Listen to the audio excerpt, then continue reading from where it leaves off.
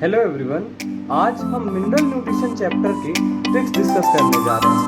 Mineral nutrition chapter एक purely learning based chapter होता है। तो इसमें जहाँ पर भी हमें एलिमेंट्स के नाम याद करने हैं, वहाँ पे हम क्या करेंगे, आपको ट्रिक्स दे देंगे। आप उन ट्रिक्स के माध्यम से इसको अच्छे से याद कर सकेंगे। बाकी कुछ जगह पे आपको जो फंक्शन लिखे हुए हैं, एक पेज में एनसीईआरटी में फंक्शंस दिए हुए हैं, तो उन फंक्शंस को जब आप आगे के चैप्टर्स पढ़ेंगे तो कहीं ना कहीं आपको मिल जाएंगे वो। तो आप अंत में जब इसको पढ़ेंगे तो एक अच्छा लिंक बना पाएंगे। तो अभी मैं आपको मिनरल न्यूट्रिशन की जो ट्रिक्स हमारे पास है उनको डिस्कस कर देता हूँ। चलिए आज का लेक्चर शुरू करते हैं। मिनरल न्यूट्रिशन, यहाँ पे 17 इसेंशियल एलिमेंट्स होते हैं, एनसीईआरटी में दिए हुए हैं। इन 17 इसेंशियल एलिमेंट्स में से मैक्रो न्यूट्रिएंट होते हैं कुछ, और कुछ होते हैं माइक्रो न्यूट्रिएंट। ठीक है, तो जो यहाँ मैक्रो न्यूट्रिएंट की कैटेगरी है, इसमें हमारे एलिमेंट्स आ जाते हैं CHON, carbon, hydrogen, oxygen, nitrogen. इसको कैसे याद करेंगे आप? CHON, PSK, calcium, MG. CHON, PSK, calcium, MG. तो ये आपका मैक्रो न्यूट्रिएंट्स हो जाएगा। माइक्रो न्यूट्रिएंट के लिए आप इसको एक मंत्र जैसा याद कर लें, फीकोनीमो बीकल मंजन। फीकोनीमो बीकल मंजन, ये आपकी माइक्रो न्यूट्रिएंट के लिए ट्रिक हो जाएगी, फीकोनीमो बीकल मंजन। फिर हम आगे बढ़ते हैं। इसमें एनसीईआरटी में कुछ बेनिफिशियल एलिमेंट्स का नाम अलग से दिया है, जिसमें आपका सेलेनियम है, सोडियम है। ये देखिए, आपका सेलेनियम आ जाता है, सोडियम आ जाता है, सिलिकॉन आ जाता है, और यहाँ पे कोबाल्ट आ जाता है। तो इनको याद करने की ट्रिक हमारे पास क्या रहेगी? सेना सीखो, मतलब सेना से सीखो। सेना से सीखो, कैसे इसको याद रख लें आप? सेना, और ये लिख लीजिए आप सीखो। मतलब सेना से हम बहुत कुछ सीख सकते हैं, इंडियन आर्मी से अपनी, तो इसको सेना सीखो करके आप याद कर सकते हैं। फिर हम आगे बढ़ते हैं इसी क्रम में। अगला हमारा आ जाता है यहाँ पे फर्टिलाइजर्स।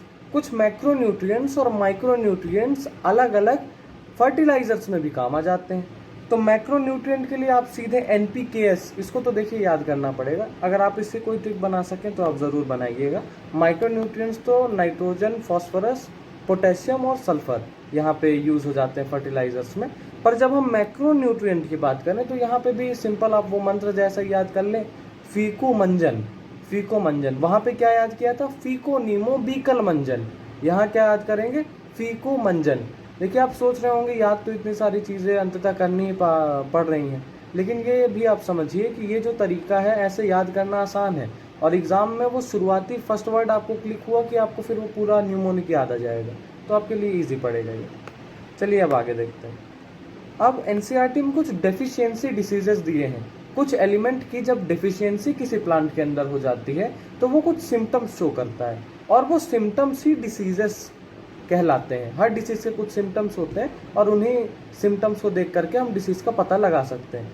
तो यहाँ पे एनसीईआरटी में क्लोरोसिस दिया है और नेक्रोसिस दिया है। मैं पहले आपको दिखा देता हूँ क्लोरोसिस कैसा दिखता है और नेक्रोसिस कैसा दिखता है।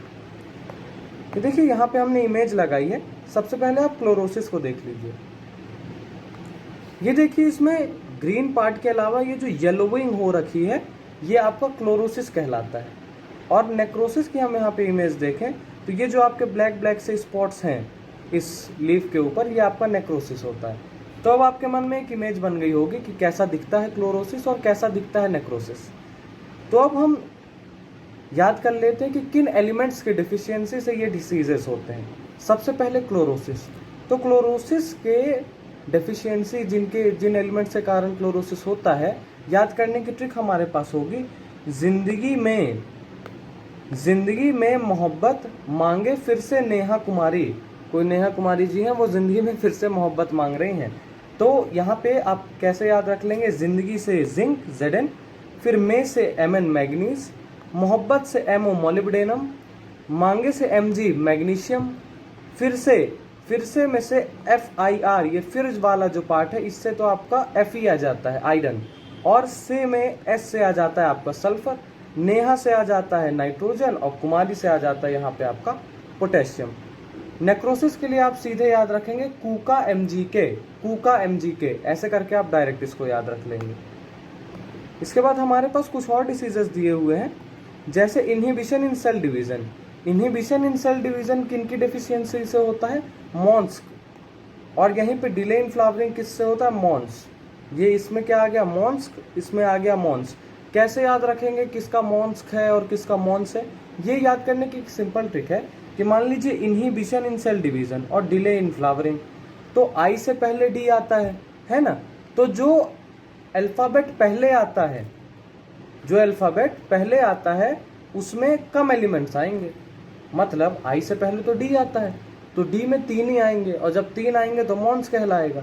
और आई बाद में आता है तो इसलिए उसमें 4 कहलाएंगे, तो मॉन्स कहला जाएगा। ठीक है, इसी के साथ हमारी मिनरल न्यूट्रिशन चैप्टर की सभी ट्रिक खत्म होती हैं। इसके बाद हम आपसे अगले लेक्चर में मिलेंगे। आज के लेक्चर के लिए बस इतना ही। Thank you so much.